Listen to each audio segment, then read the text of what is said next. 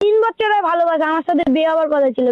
বাড়িতে না যদি বিয়ে দেয় আমরা পালিয়ে যাবো আমি ভেবেছিলাম, কিন্তু আপনাদের লেগে ছেড়ে গেল। আমি এবারে কার লাগে বাঁচবো দুনিয়ায় বলো? জানতে দেবো আমি জিও কোম্পানির নাম লিখে দেবো চিঠিতে।